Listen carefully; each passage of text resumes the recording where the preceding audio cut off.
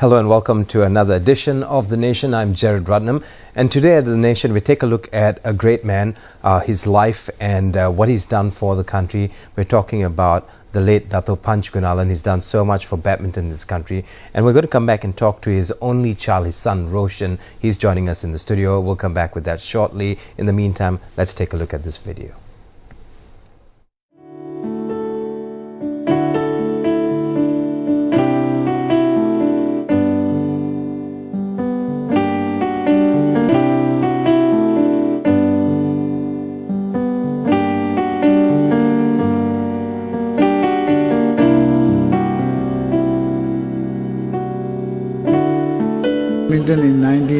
When I was 5 years old, and I became a national player in 1961.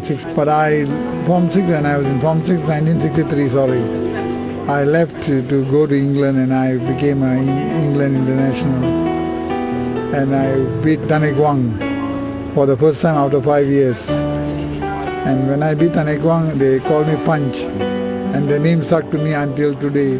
Punch. Forgetful memories. Won the Thomas Cup of Malaysia in '92, and as a coach, that's the best thing I've ever done.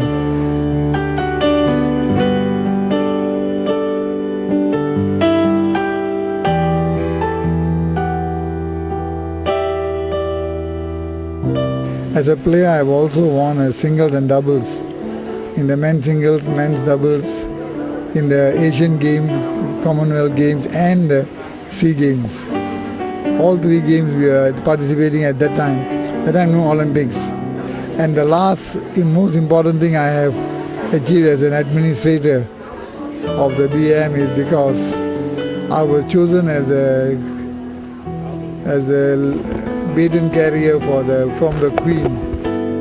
I took the baton from the Queen and I ran the first 400 meters of the baton of the Queen, from the Queen to the Secretary General of the Commonwealth Games. Oh, that was the best thing I've ever done in my life. I think that's the best.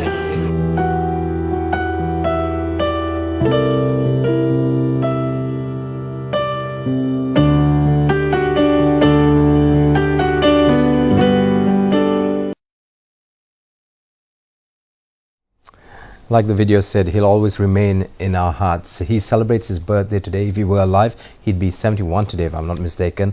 But joining us in the studio at The Nation is Roshan Gunalan, better known as Dr. Roshan Gunalan, or Mr. to be exact. Roshan, thank you very much for joining us. Thank you for having me. Pleasure to have you here. It's an honor to have you here, actually. And being a son of a great man, we're going to find out a little bit about his life. But before we get into finding out more about your dad and how he was like as a father, the great Datuk Gunalan, tell us a little bit about yourself and what you do now. Okay, well, basically I'm his only child. Currently I'm an orthopedic surgeon in University Malaya Medical Center. And I have one son as well. My wife is also a doctor. Right. So we are from a very small family, actually, at the end of the day. From a very small family, but coming from a small family and starting a small family, it'll be very interesting to know your relationship with your father, because there was only you and your father and mother. As I was younger, I was actually very, very close to him. As a child, I would always get sick when he travels or when he's away. I would terribly miss him and whatnot, but I got very used to it because he used to travel a lot over that period of time, and so we were used to having him in and out, as he was involved in badminton quite a bit at that time. Right. So what about your involvement in badminton? I never really made it to any significant level. But you played decent badminton? I played up to the school level, primary, secondary school, but it's really nothing to shout about. And compared to what he wants, I'm absolutely nowhere in that. But there was a reason to that, actually, because when I was younger, and he will always tell me, if I was going to train you, I actually have to be cruel to be kind to you. Right. And he said, you're my only son, I will never be able to be cruel to you. And as such, he never really pushed me to that, to the next level. He taught me the basics, how to play, how to serve, how to smash, whatnot. But when it came to training, he wouldn't dare train me, really. Right. So when you were younger, you hardly saw him because he was very busy with his badminton initiatives. He had different programs. Yes. Yeah. Were you very close to him? I was still very close to him because at heart he was a family man. You know, he may have been traveling around the world and he's always busy with his work, but to him family was always important, and so he made sure whatever time he spent was fairly good quality time at the end of the day. And you know, I was very, very attached to him as a younger, and in fact throughout his life, to be honest. Right. And with him, you know, traveling so often in a year, from what I understand, or from what I know, he would be away at least 3-4 times a year, doing things. And whenever he came back, was there enough time for him to spend the family? Because it was always sports. Yeah, it was always sports, but he managed to spend as much time as he could with us when he was around. When I got a bit older, he used to take us with him. He was not involved as a player, he was involved more as a coach, manager. So there were times where he used to take the whole family, meaning me and my mom, to various places with him. So we were with him at certain periods of time, and every year he'll at least take us once on one of these trips with him. Right. Now that you've got your own kid, you know, do you encourage your kid to play badminton? I would let him choose as well. He's interested. He likes to play. Does he talk a lot about his grandfather? He does, because he was, you know, very fond of him at that time, and my dad was very fond of my son at that time, and he still, you know, remembers him, and he still has a lot of feelings for him. Even when my dad passed away, he used to say that, you know what, Dad, Tata, he used to call him Tata, grandfather. He used to say Tata has gone to heaven and he's playing badminton there and he's driving his Mercedes. I think I saw that in a video on the website. And he was like 4+ at that time, and he came up with this quote of his. Right. So he was very fond of him, and at times, you know, initially, I mean, now obviously he's got over it a bit. It's been 2 years plus. Initially, he used to be quite upset. He said, "No, why do you have to go so fast? You know, he never taught me how to play badminton." It was one of his regrets, I suppose. You know, so when your dad passed on, how old was your son? My son was 4+. He was 4+ then, so he can going to be 5. He can remember. Yeah, he does remember. He does remember his grandfather. Very much so. And with the grandmother, I mean, now that the grandfather has passed on, does he talk to his grandmother about, you know, Yes, because I think, kids usually speak to their grandmothers about. Definitely. I think at the end of the day, my mom and dad were married for 41 years before he passed on. So she knew nothing much beyond her husband as well.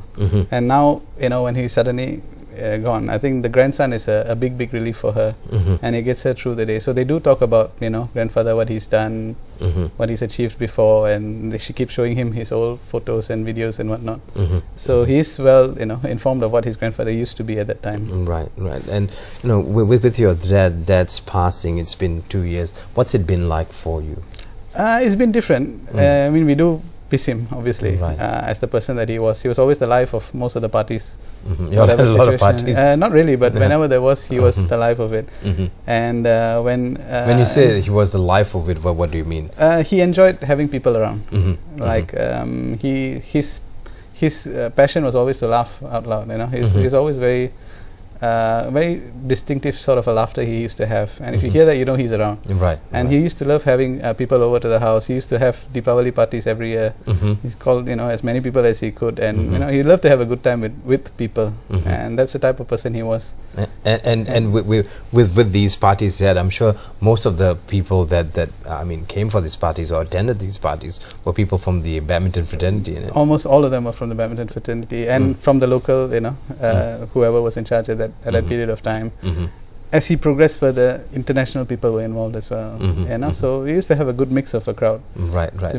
And you know, I remember the first time I heard of Datuk Panch Gunalan was back then when he was Panch Gunalan, and he had his own rackets and he had his own line of products, badminton products. And I remember having Panch Gunalan racket, and I thought it was one of the most fantastic things I had, and unfortunately I don't have it with me. And do you have any of these things left? Yeah, we still have. I think in my mom's house there are a few of these old rackets. He had a line of sports goods like this, badminton rackets, shoes and equipment, tracksuits and whatnot at that time. When he just finished playing, he had that line. And he actually made a special racket at the time for me. It was called Punch Junior. You know, so I have that small little racket with his name on it. Right. You still have that. I still have that. Yeah. And do you do, you know, after his passing, do you do a lot of media rounds like you're doing today? Not so. It has been quite rare. I have done a few interviews recently, and at the time of his passing, there was a few. The Sports Writers Association, they had a little dinner they hosted a dinner for him in his on his behalf as a tribute to him, and that was maybe a month or so after he passed on. So, but when they had that tribute for him, what happened at that tribute? Did they start a sort of a?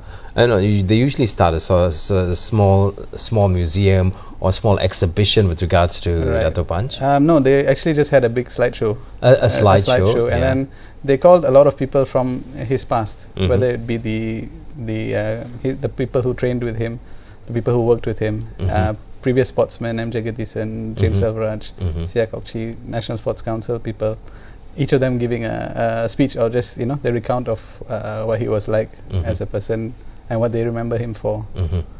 So that was, I think, very well done. It was quite touching tribute to him at the time. Right. So you did one with the sports writers. There's also a few you did with Astro have done a few, yes. With the Tamil channels, they've had a few interviews with us previously, and even recently they did an interview with me and my mom. Right. And when they have interviews like this, especially with Tamil language, do they sort of ask you stuff for inspiring the Tamil community, things like that? They would ask if you would think there would be another Panch Gunalan coming, and whether he would, but it is something that I think my dad worked hard at. It was not genetic, obviously, looking at me. So it was due to his sheer hard work that he achieved what he has. And so anybody within any community, if they have that passion and they have that interest, I think it's possible. Right. But I'm sure you get asked that question a lot. Why didn't you take up badminton? Yeah, actually, throughout my life I've been asked that question. It's always like, are you Panch Gunalan's son? Yes. So do you play badminton? The second question is always that, and I always say no, I don't. I play to a certain level, but not but it's interesting because you meet a lot of martial artists, you meet a lot of great sportsmen, and you ask them, do you have kids who do what you do? And most of them say no. Especially with martial artists and strict coaches, they cannot teach their kids. I think even in badminton, there are rare few at this point who have actually followed their dad's footsteps. I think my dad's generation, none of his generation players, children actually made it anyway. But the current batch, there are a few, Sugiarto, Tommy Sugiarto is playing, Miss Boon's son is playing. So there are a few of them who have come through the ranks and are pushing it. But it's very rare comparative to the... But do you keep in touch with Miss Boon and all these other badminton players? Not really. People would have known your dad and... Not really. I mean, there are a few players from his group back in '92 who we are still close with, but not everyone. Most of them have their own, Right. From what I understand, I know Penang had a great group of badminton players back in the day, and they recently had a tribute or celebrated the 80th birthday of a badminton player. Yeah. Not Eddie, but his name escapes me. Okay. And as of late, we've been seeing a lot of tribute to badminton players, and with that, a lot of talk has been on the ground about the badminton scene in Malaysia. And what's your take on the badminton scene in Malaysia? I think at the moment there's a huge gulf in Lee Chong Wei as he is and the rest of the squad, and to bridge that gap, really, I think it has to start a bit lower level at the grassroots levels, and the training has to intensify. We have to bring younger players in to push them to that level, and maybe it's not centralized at the moment. It's not well coordinated at the moment to bring out another champion. Sports has changed from my dad's time until now. But when you look at Dato' Lee Chong Wei, I'm sure one can't deny that he's done a lot for the nation. Yes, of course, yeah. But looking beyond that, I'm sure your dad used to think a lot about what happens beyond Lee Chong Wei. Correct. Yes. There was a time when he was involved in the local scene, and at the time in the 80s, when he was the coach and manager, he actually got a group of players and focused on them and coached them into becoming what was eventually the squad of the '92 Thomas Cup. So that vision was there even back then to do something like this. Right. And we probably need that again. Identify a young group of players, train them to what you want them to be, and they peaked at the right time back in 1992. Right. And that was the last time we won the Thomas Cup, which was the holy grail of badminton anyway. And as such, we came close last year, I suppose. So the '92 team consisted of there was Rashid Sideh, Fu Kok Yong, Jelani Razif Sideh, Chia Sun Kit Su Beng Kiang, and Kwan Yok Ming. Right, and that was like the creme de la creme. Those were his you know, his babies from then. Those were his babies. Well, they were in the squad, Yeah, yeah. and he identified them to train them, and at that point he was the coach and the manager Right. for the squad. So he pushed them to that level at that time, and they picked perfectly well. You know, obviously the talent was there, and they are, you know, they had that thing in them to push themselves further to do it. Right. We'll take a short break, and when we come back, we're going to find out more about Datuk Punch Gunalan. Of course, we're speaking to his son Roshan. He's joining us in the studio. We want to find out his take on certain things about badminton, also as to what Datuk Punch Gunalan was as a dad, a grandfather, and little things we don't know about the man who's done so much for our nation. We'll come back shortly. Stay with us right here at The Nation. I'm Jared Ratnam.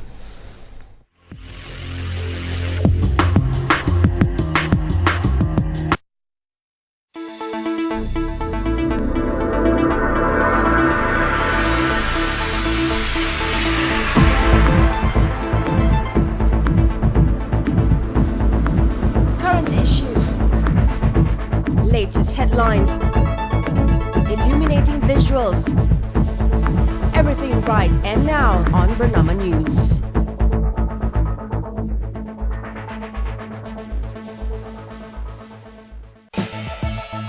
Eyeing on the world news, international arts, culture and global economy.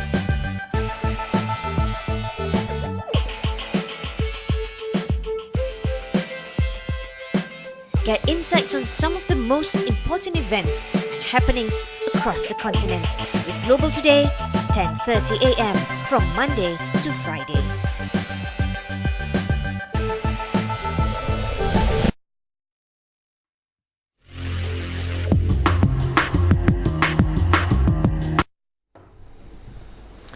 Welcome back to The Nation. I'm Jared Ratnam, and today, of course, we celebrate a man who's done a lot for our nation. A little tribute to the late Datuk Punch Gunalan. Joining us in the studio is his only son, Roshan, who goes around talking about his father when we need him to come out and talk about his father. He's always doing his media rounds, and of course, I'm sure in the next week or so, everyone's going to be calling you. He would have been 71 Today. yeah? Yep. So during his birthdays, what usually happens? Most of the time he would love to have some sort of a celebration. As usual, he would love to have people around.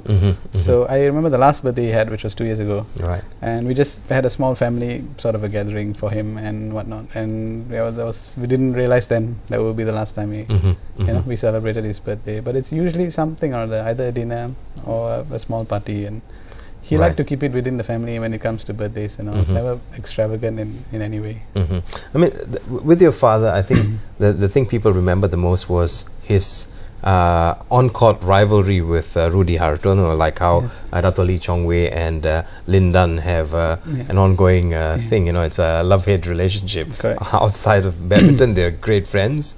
On the court, they're killing each other. I think that was exactly how it was with my dad and Rudy Hartono. They had a lot of mutual respect for each other, and on the court they would just tear it down and go against each other as best as they could. But outside they were perfectly good friends. And I think Rudy Hartono once mentioned that Punch Gunalan is actually the best player in the world besides me. Right. So they had this sort of a tit for tat kind of rivalry going on. And I think they produced some of the finest badminton matches even to date. If you look back at how they used to play with each other, the game was different back then. I think we've got snippets of one of the matches that we're going to watch towards the end of the show, and I think that's the one match people remember the most. Yes, it was one of the classics back in the day, and the style of play was different. My dad was very attacking, so he runs out of steam fairly fast. As Rudy Hartono could, take his attack. So it was always always an interesting game between the two, and it was very close to call. Right. We've got some visuals now, and this I think is one of the matches with Rudy, if I'm not mistaken. Yes. Yeah. And of course, while he was playing, and when you talk to him or whatever you can remember from what he told you, what was his training like there? Has he ever talked to you about how hard training was back then? I think for my dad, he started playing at a very, very young age. At 5 years old, he was holding a racket and hitting about. Right. And his dad passed away. Who introduced him to his father? His father. Yeah, his father introduced him to badminton and pushed him to play, and I think he got the interest from there. But his dad died when he was very young. I think my dad was about 14, and his dad passed away, and he had 3 other sisters to look after as well. And somehow, with the help of people around, he actually managed to look after the family, go to school, as well as train at the same time. So he was multitasking quite a bit back in the day. Right. But a lot of the training was his own effort. They didn't have centralized training coaches at that time. There was no sponsorships. There was no money in it, actually. It was all due to your own dedication to your work, and whether you want to represent your country with that feeling. And that was what he went on to do. So the training was very much on his own. He developed a lot of techniques how to improve himself. He used to hit against the wall to improve his reflexes. He used to do that's how. See, this is one thing we used to do back in the day. We used to use a racket and a shuttlecock and play against the wall. And I think that came from most of us learned that from. I think he's brought that to Malaysia. He used to do that. He used to hit, and it improved his reflexes tremendously because it's very fast. Right. The other thing he used to do is he's got very good wrist work. If you see he's right-handed, and he's right-handed, and his wrist is very good, so he can trick and play very well. And he always used to do something like this. He used to practice on his own. Right. To get the wrist mobile and flexible, and that was a big advantage to him. So a lot of the training methods and techniques, whatever, was taught up by himself, and they of course they had coaches along the way to guide them as a national player. But getting to that level was very much when his dad introduced him to the game, by the time his dad passed on when he was 14, he already knew what the game was about. That's right. And was just being consistent at training. And he had to juggle that with school and 3 sisters. That's right. Did he ever talk about those times as to? It was difficult times for him because he wasn't from a rich family or anything, so they didn't really have money to go about that. And he actually went to the normal medium school. He went to Tamil school as well, plus the badminton, plus the sisters, and everything was, he was the eldest in the family, so he was looking after them. Right, so he had to work at some point eventually he got a scholarship and he became a mechanical engineer. Right. He studied in the UK in Brighton, but he never gave up his badminton passion at that point. So throughout his secondary schooling time, or the time he was in secondary school, from say 14 years old, he would have been in Form 2. Form 2, and he would have had to look after his 3 sisters. Yes. Was his mum around at that point? His mum was around, yes. Right. So someone had to work, and was naturally his mum and him, and him, And when after he graduated, he gone to playing for the nation. Yes. Yeah. How did he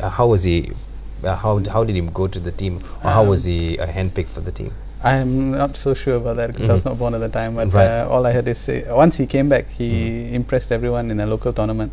Right. But I think they knew about him. This is the story you've heard. It's just actually the story how he got the name Punch as well. So what happened was after he finished his education in Brighton, he came back and the national circuit was going on. And back then there was a player called Tan Kwang. Tan Kwang was the national champion for many years. He was undefeated. Right. And then in the first tournament that my dad came back, he actually beat Tan Kwang. Right, and his game was always, a lot of smashes and all that. Right. And so there was a reporter from Singapore who actually wrote that Ekwang punched out.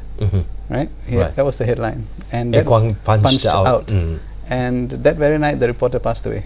Right. After writing this article. So it came out anyway. And since then, that name stuck to him. He became Punch Gunalan. Because of his smashes and the way he used to play. Right. And that name has stuck with him ever since. So probably from there is where he built up his name. So then he started getting involved in badminton. Of course, the badminton was his heart and soul until he met your mother. Yes, correct. And when did that happen? I'm not mistaken, they met in 1970. In 1970. Right, and what happened was... So he was in his 20s, mid-20s? 27. Yeah. He was training for the Thomas Cup at the time with a team, and my mom was not much of a fan, but she had little nieces with her. Right. So she brought the nieces to watch the game, and my dad, the nieces wanted his autographs. And my dad took the opportunity to somehow ask my mom out. I don't know how that worked. And she said, okay, and it just started from there. They basically met at the badminton court. They met with the badminton court. And when he was at training. Right. Yeah. And then how long after did they get married? A year later they were married. Yeah, they were married. And then you came along I came quite some time later, Next time, 1976. Yeah. And did your mom or dad ever tell you why they only decided to have you? One child? No, I don't think they actually told me about that. I suppose they would have wanted more children, but maybe issues crop out that they couldn't. And of course, with his tight schedules and Maybe his so, yeah. dedication towards the country. But when he talks about dedication, what does he tell you, or what did he used to tell you? Dedication wise, I mean, my dad used to go by this motto. Like basically, those days the game was 15 points, right? And he'll always say, you know, don't ever give up until that 15 points is reached. You know, no matter what, no matter where you are. And it holds true for everything else in life as well, not just the game of badminton. So, you know, that was his dedication. Until the 15 is up, he will never give up. Right. You know, so and that was when you're talking about 15 points, there was something I wanted to bring up later. Okay. You know, with the change of the system in Yes. badminton, but what did he have to say about it? You know, in fact, at that time, he was one of the few who suggested these changes and was highly... father and son, isn't it? Yeah. He was quite influential in bringing that change to the badminton fraternity, because they realized that there was a time where badminton in the game at 15 points with service over was going on too long. You know, it starts at 8, it finishes 3 in the morning and all that. So with the commercial rights coming in, with TV coming in, it wasn't very attractive, and they had to make it a little faster. So they suggested this 21 point system. Yeah, it used to go on for quite a while, isn't it? Yeah. You know, it goes into rubber set. Exactly, and then it just goes on and on. So this made the game a little faster, and it helped certain players' style of play. Those who are aggressive and fast, 21 points is so much easier than those stroke players who used to play those days. You know, so it has made the game a little more interesting in a way. You get to see a quicker match instead of what it was before. But he was one of the few pioneers who came up with the system itself, this 21 point system. Right. So he was all for the change. He suggested the change. He was there. Oh, he suggested the change. Yeah, he was part of the Badminton World Federation at that time. The international. It used to be International Badminton Federation. Right. And then they changed the name to Badminton World Federation. And he actually managed to bring the headquarters to Kuala Lumpur at the time when he was there with them. It used to be in England, you know, since its inception really, and then they managed to bring it down to Kuala Lumpur. Right. And he worked very hard to get it there as well. And it was a great achievement for the country. For Malaysia, because I don't think we have any other international sporting body which headquarters is actually in Malaysia as we speak. And when you talk about changes like that or initiatives like that brought forward for your father, what else can you think about that he's the changes done? that he's brought? Okay, well, into badminton, into what we see today. I think one of the things that he realized was that the sports is evolving in time. It cannot be how it was back when he was playing. You know, there's difference in the methods of coaching. We've come a long way in, you know, sports medicine and things like that, where, you know, people are fitter. The game has changed. Money has come into it as well. So there has to be an opportunity where the game has to evolve with time. You cannot play the same type of game and expect people to love it again. Another thing which comes to mind, which he managed to do, was before 1992, badminton was not an Olympic sport, right? So at that time, it wasn't an Olympic sport. So at that time, they had to make it was, you know, he and people at that time in the BWF actually promoted it, and he was traveling around the world to get support to get badminton into the Olympics, and he was quite instrumental in achieving that in 1992 as well. You know, before that they had an exhibition. It was just an exhibition sport in Olympics. You know, saying which, it's not easy to get a spot into the Olympics. Squash is still not in, you know, as popular as it is in, you know, where we are right now in that field. So it shows that it took a lot of effort on his part. It has to, you know, for a game to get into the Olympics, you just need to tidy up the association, the system. You know, there's just so many things to do before it can be put into the Olympics. And your dad was very instrumental in doing that. Right. And you know, with, of course, you know, your dad being your dad, I'm sure he's met a lot of dignitaries. Saw the Queen Mother there presenting him. And well, were you with him at any of these times? Not with the Queen, no, unfortunately. But I mean, we have met the dignitaries that he was close to, especially the local politicians and all. At that time, they were involved in badminton. Tun Siti Hasma was the patron, so she was very close to him at one point. She was very much. She was very much interested in it. She is very much into badminton. Still, so she, Mahathir, and all these people, we have met them at one point or the other.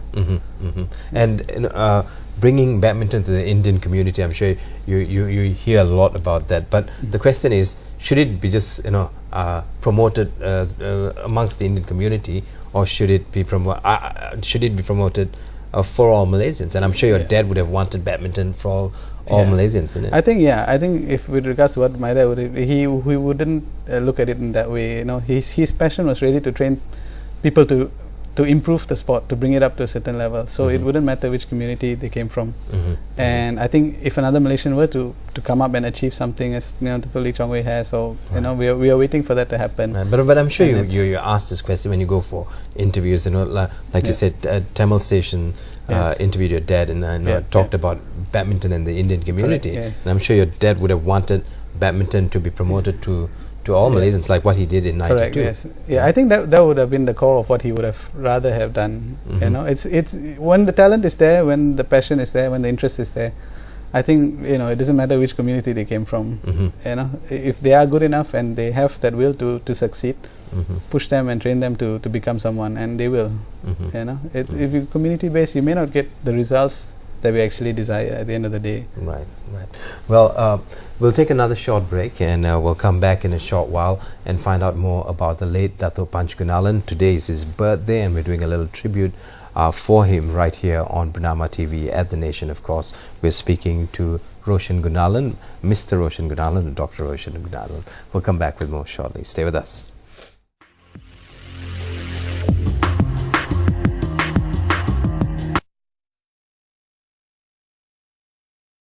Start your day with Bernama Today. News updates, live discussions, sports and entertainment. Don't forget to watch us on Bernama TV, Monday to Friday, 8 to 9 in the morning.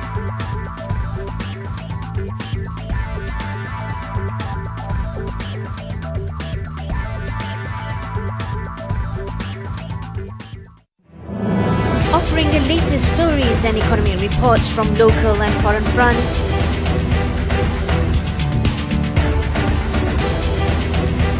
Catch live, breaking and latest news.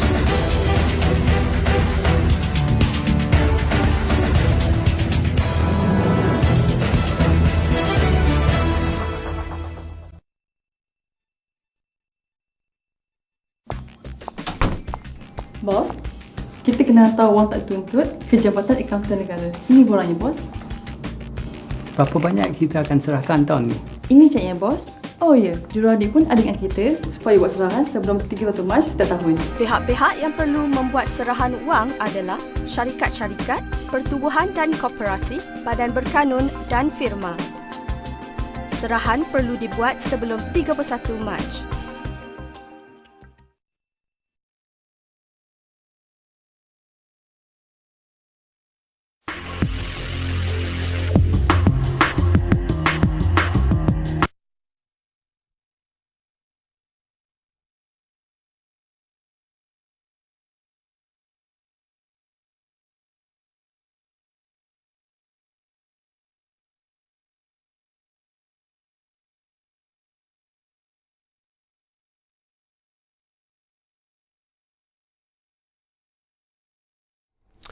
Welcome back to The Nation. At The Nation today, we are talking to the son of the late Datuk Panch Gunalan, Roshan Gunalan, who has been talking to us about his father and his achievements. Of course, let's talk about his family life. And it's interesting that off the airwaves we were talking about Datuk Panch, and to think that a sportsman, being a sportsman who's a high achiever and who's done a lot in his sports career, he'd pressure his son. Apparently he doesn't. He's never pressured you to do anything. No, he always let me choose my own career path, and I've obviously gone completely different from sports. But I think as a dad, he was always there. Right. It's very comforting to have him around. So you're not one of those problematic kids where he had to worry about you when you were in school. Surprisingly, no. So not that I know of, or I dare say. Yeah. But I think I don't think I gave him all that much of a headache. And the thing is, even in school, I led a fairly normal life. Right. I was just one of the kids going on the same thing. People knew who I was. Like, your dad is someone and all. But did the teachers give you special treatment? Not at all, actually. Not No special treatment or punishment or whatnot. But and he never, threw his weight around to say, look, he's my kid, better be nice to him and all that. Nothing of the sort. And he was that type of person. He wouldn't impose himself too much on that kind of situation. Right. So it was fairly normal growing up, despite having someone famous at that time. And like when you took part in sports, you're talking about taking part in shot put and. I mean, he was always proud of whatever I achieved, no matter how minuscule it will be compared to what he's achieved. So he always he'll be very happy that I've achieved something, I contributed something to sports, I've done well in studies and whatnot. He'll be the happiest person around, when that happens. Although it was not a major achievement in any way, most of the time. But I suppose the one time when I did become a doctor, he was really ecstatic at the time when I did graduate eventually. I was one of his proudest moments at that point.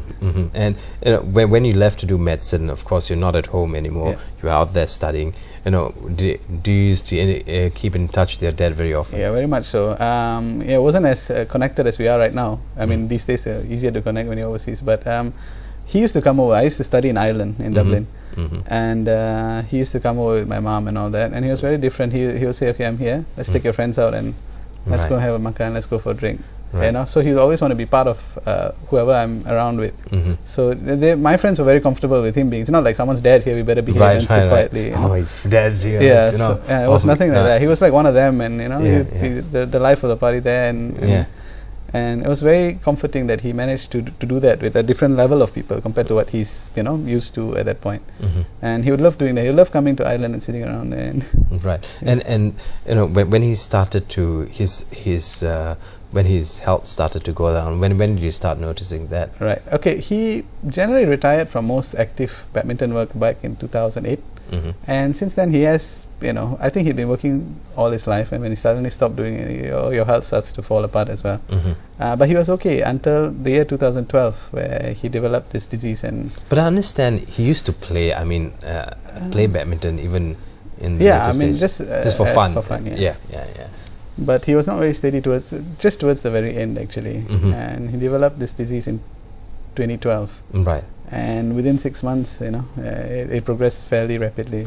I mean, when you first found out about him, being diagnosed with cancer, what was his reaction? I mean, what did he tell you? The thing is, when we first diagnosed, as usual with cancer, it was a little bit too late. It has been there and it has spread to a point where I realized as a doctor that this is not good news. Maybe they didn't get it at that point just yet. My mom and dad and all, they were still a bit. It took a while for it to sink in. Yeah, I mean, so I actually had a chat with my dad at the very beginning. I told him, without my mom, obviously, I said, it doesn't look good, So we got to face this. We'll try what we can. And at that point, I was not wanting to be cruel, to be kind to him. I didn't want him to go for some major chemotherapy and surgery that may just kill him anyway. And we gave him. So you wanted him to be as comfortable as possible, because you I couldn't basically see him go down like that. And he understood, and he said, okay, I have this many months of life, let's enjoy myself. And he did. For that period of time, his sisters came down and stayed with him for a while. But in that few months, was he mobile? He was okay until the last month before he passed away. The last month, he passed away in August. Maybe from July is when his health really deteriorated. Right. Before that, he was mobile, he was walking, he was trying to do everything he wanted to do, I suppose, before he left. Were you there with him in that last few hours? Yes, I was. Right. And did he talk to you then? No, at the time he was fairly, quite bad. So, he didn't say anything. So he was sedated at that point. And, at his funeral, I know that his funeral was quite, everyone turned up for his funeral, And, getting in touch with family and his friends, was that a tough thing for you to do? I think no. I mean, the news spread really quickly. I mean, as soon as he passed away, people already found out, and so we tried to inform as many people as we could at that time. But so many things were going on, when he passed away, and the crowd was difficult to manage at times. But I guess it shows that for what he's contributed, people do appreciate it at the end of the day, and a lot of them, even people we didn't know, came just to pay their respects, knowing that who he was. So that was quite touching in a way. So in his name, from the time he passed on, well, what has been done? There's been tributes, of course, and there was talk about the stadium, wanting to name the Putra Stadium after him. What's been happening with that? So far, no. I think that was just a reaction after he passed on. After that, nobody is actually. It died off. Yeah, it died off. I think at the end of the day, if people, if anybody wants to actually do something, it's difficult if we go and ask and say, look, you told this last time. My father did this for the country. I think they should do as he did, because he did for the country without anyone asking him. There was never a point when someone said you should play for Malaysia. He played for Malaysia. He brought the name Malaysia to a different level, in every level of the sport, whether it as a player, coach, manager, administrator, everything. So he did that out of his own goodwill. Nobody threatened him or told him to do it. And I feel if there is people who wish to contribute in that sense, they wish to say, look, we recognize you as this and we'll do this for you, good and well. If they don't, also it's okay. It's not something that he would have again pushed his weight around and said, please do this. And he was not that type of person at all. He was one of those guys who was always in for changes. He liked to see things evolving. He liked to see sports moving up, and when he looked at how we talk about sportsmen today, and before it was a lot of grit, before a lot of hard work, a lot of dedication through one's own self. Today, everyone needs to be motivated. They need a trainer to sit down and tell you, okay, this is how you think when you play, this is how you should eat. No one thinks for themselves anymore. Did he talk about these things? No, I mean, he realized it was happening because he was involved in coaching, and he could see that these changes were coming and it's going to happen in the various sports. The different it happens in every sports sport actually. But I feel even now, it's not to say they are so pampered. There are sportsmen who are dedicated, who are pushing themselves, who reach fantastic levels on their own dedication, with the support of nutritionists and psychologists or whatever that they have as well. But I feel that that dedication is the key factor in creating someone, a champion at the end of the day. So dedication is one of the key components that we need. And that's what he had within him. He was totally dedicated toward until the very end. Until the end, yes. And now that you do what you do as a doctor, and you're an orthopedic surgeon, do you take that same dedication, or do you try to put that same dedication in? Yes, I mean, I've been brought up in that same way, in the same mold as him. So although the field is completely different from what he used to do, I try my best. And your dad was very methodical, very meticulous about the way he was very forward thinking, and which is why he had a lot of resistance at times. From other people, other quarters, to the changes that he was trying to bring. A lot of people didn't see it. A few years down the line, say, oh shit, maybe I should have done something like that. Right. But I mean, in terms of medical, in medicine that I do anyway, it's okay to bring that sort of dedication to the profession as well. And I feel most doctors in this field are under the same mold. And with all this happening, I mean, the things that are being done for your dad, and I'm sure you always read about what's happening in the world of badminton, or you keep up to date with what's happening. When you heard of what happened to Dato' Lee Chong Wei, what was your reaction? I know you're a doctor, I know.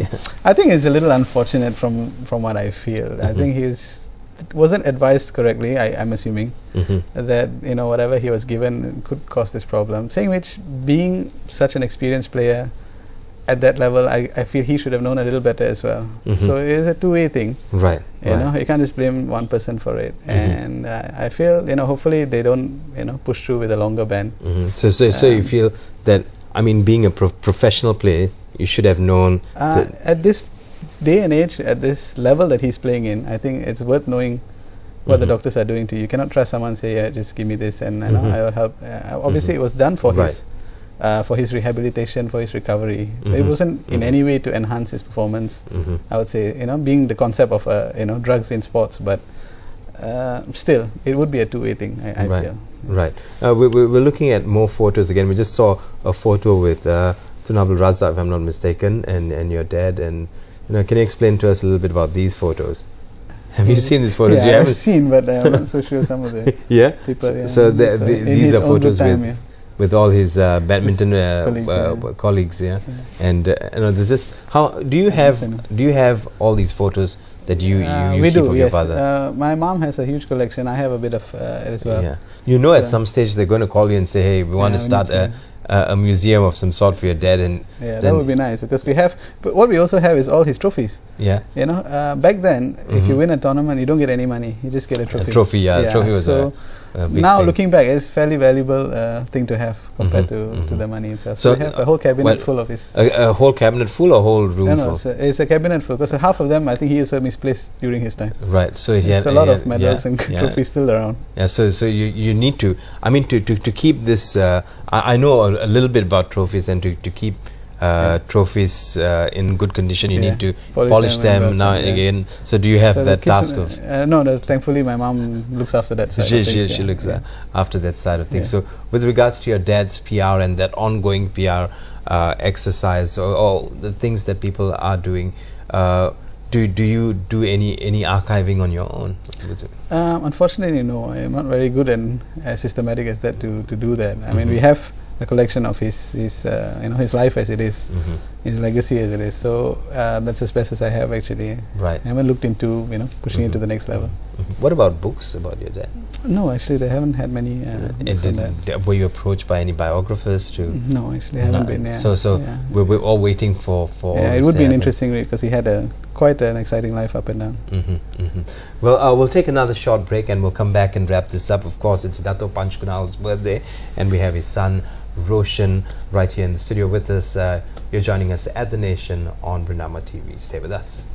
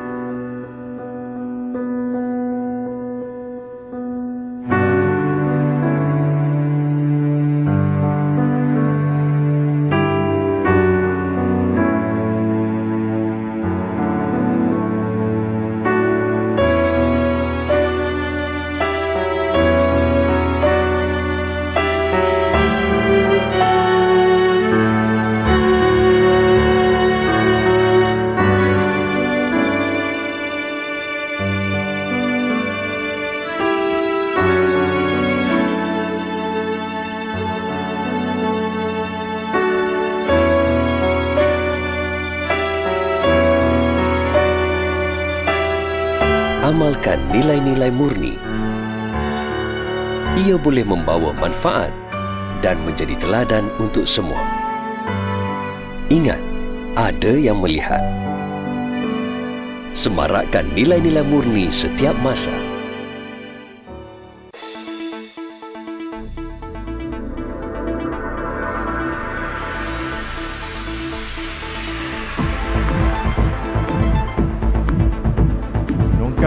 Masa mengupas isu semasa, menjadi saluran pelbagai suara, segalanya baru dan benar di Berita Bernama TV.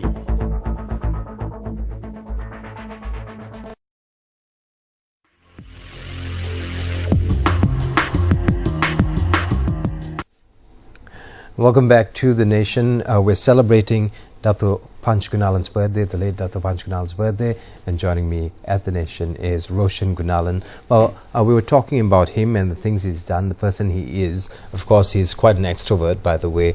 You've been explaining him. He always likes to be, he's always a live wire, and he's always, he always likes people around him. That's right. Yeah. And what's interesting is that at every level in his life, as a player, an administrator, he's succeeded at every level. That's true, Would you like to tell us a little bit about it and what you know about it? Yeah, I feel that it doesn't. You don't find someone like this very often, because he succeeded at the highest level as a player, winning numerous tournaments. As a coach and a manager, he succeeded at the highest level. He moved on to administration, and he became the vice president of the Badminton World Federation. So I think at each level he's actually reached the peak that he could have, and you don't find people like that nowadays. You have good players who can't coach, You have good coaches who are not good players before, and you have a mix of things. But to achieve what he has, I think took a lot out of him. It took a lot of in his own hard work and his vision that badminton can succeed in the international arena as it is right now. To a point where it was 30 years ago, maybe it's very different. Right. So I think he pushed himself at each level so that he would become the best as he could. And I think for Malaysia, he's achieved that quite significantly at each level. He was a player in singles and doubles at that time. They used to play both. So it's not easy to do that. Nobody does that nowadays anymore. You're either doubles or singles specialist. But back in the day, he was a better doubles player, but he played singles as too. well. Yes, that's right. So he played both. And it's not easy to play 2 matches per day, every night and all that. And he still achieved at that point. Yeah, but there's no secret to how you achieve something like that. I mean, from what you're saying and from what we know about your dad, it's just about sheer hard work and nothing else. And as he moved from one level to the other, from player to coach and coach to administrator, and then to the high echelons of the badminton world, he always knew where he came from as a player. Yeah, that's right. Yeah, he always never forgot where he came from, and he made sure people don't forget that as well. So I think that he's to have someone like that, it's not easy to start off as a player, move on to each level, and achieve at each level to that level. And as a person at home, your dad, I mean, what are the things he liked? What was his favorite food, and as a dad, he used to like home cooked food, to be honest. He loves my mom's chicken curry, that was his favorite. And very simple man. Very simple, that was it. Never really into fine dining and nothing like that. He couldn't stand it actually most of the time. Right. But he had to do it because he was involved with people who are So and did he have a special place he'd take his wife and son to? Not really. Like the movies or simple places like. The weekend, what would the family do on the weekend? Just honestly, you, mum and dad? I can't remember much, but when I was much younger, he used to take me to this, arcades and this and that for a day. Oh, he'll take you to the arcades and all. Well, smaller. And other than that, movies, he loves to watch any movies, but he's the type who will speak during a movie, so it's not very nice to see him at the movies. He will give his 2 cents worth of it as well. I've watched this before. I watched it before. He's going to die at the end. Don't worry. That kind of comments. But it was fun, and I think he just tried to spend as much time because he didn't have all that much time with us, and the little bit that he did, he will take us around to be all. His perfect Sunday will be sitting at home with the family and doing really absolutely not much. Right. And his best friend, like we'd say, his best friend in the world. Who was his best friend? Okay. He was close to a lot of people along his life at different levels. Oh, at different levels. He had different friends at the end of the day. Different number ones. There are a few local friends. Mr. Venugopal is one of his best friends here locally. There was a guy from Sri Lanka called Iraj. He was a very close friend of my dad's. So within those two, I feel they were his best friends at that point. But there's so many others that I may forget to mention now, and who are very, very close to him. And till he passed on, they were actually there by his side, a lot of times. Right.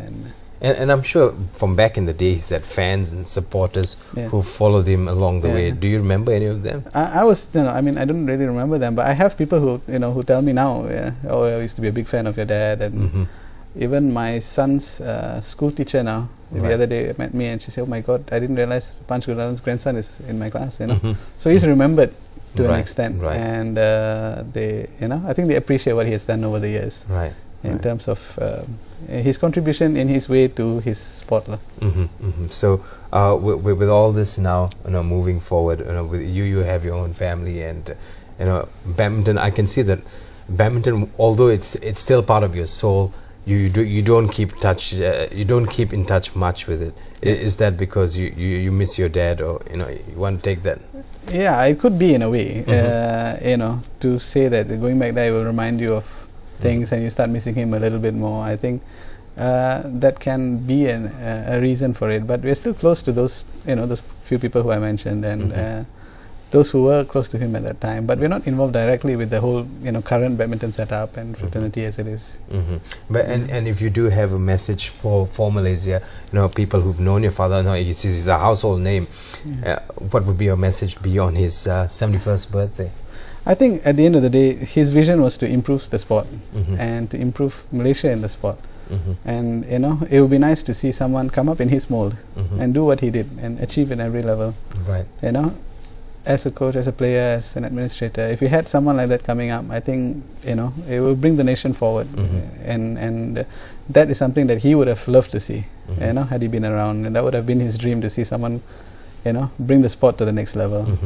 And I mean, a while ago, and I always have to say something that bugs me a lot when I'm on TV. And a while ago, I did speak to someone who is very much involved in badminton now, and I said, well, what happens after that Dato' Lee Chong Wei? And he says, what happened before Lee Chong Wei? I said, you know, the whole country knows, and I think the whole world knows, that was Dato' Panch Gunalan before Lee Chong Wei. So, you know, it was, I seriously feel that a lot has to be done in archiving what's happened in the world of badminton, because badminton is one of our better sports, and all of us love badminton. So, you know, on that note, you know, speaking to you and understanding you and your dad a little bit more, you know, makes me feel that like you say, you've got so many pictures of him and you've got all these things of him. You know, if all these can be archived and, you know, brought forward to the younger generation, it'll be a fantastic thing. Yeah, I think that would be something worth and if one were to get in touch with you to you know, start a project, would you have the time to? Yeah, definitely. I mean, in terms of, for my dad, of course, you know, I would have the time. It's not an issue in terms of time. If anyone is willing to do it, we'll be more than happy to do something like this and to produce you know, some sort of a thing to archive his legacy as it was. Right. So if you have in mind some sort of a project that you'd like to do with regards to Dato' Panch Gunalan and his achievements, and of course whatever he's done for us, our badminton today is where it is probably because of the hard work he's put into badminton. Well, on that note, we'd like to thank Roshan for coming in on his dad's 71st birthday. It was a pleasure and an honor having you, Roshan. We do hope to have you back again at some stage. Sure. Play some badminton on the wall. We've got a wall. We've got a little video for you about the late Dato' Panch Gunalan. We're going to end his birthday celebration here on Bernama Today with this video for you. Thank you very much for joining us at The Nation. I'm Jared Ratnam. Former badminton star Dato' Panch Gunalan was born in Sepang, Selangor in 1944. He is one of the finest combination doubles and singles player that Malaysia has produced. Gunalan did not represent Malaysia in the Thomas Cup until the 1970 series in Kuala Lumpur, when he partnered with Ng Boon Bee. However, the final saw Malaysia relinquishing the title to Indonesia, that won 7 matches over Malaysia's 2 wins. The pairing of Gunalan and Boon Bee scored one of the 2 wins to defeat Indonesian legends in Jadno and Merjati. Their victory helped Malaysia regain her standing in the world of badminton. It proved to be a winning partnership. In 1971, the duo became the top men's doubles team in the world, winning the prestigious All England titles as well as the Canadian, Danish and US Open titles. His gifted right hand amazed people with his exciting smash. As a singles player, he won the singles title in the 1970 Asian Games and 1974 Commonwealth Games. Gunalan reached the All England singles finals in 1974, losing in 3 close games to Indonesia's iconic player Rudi Hartono.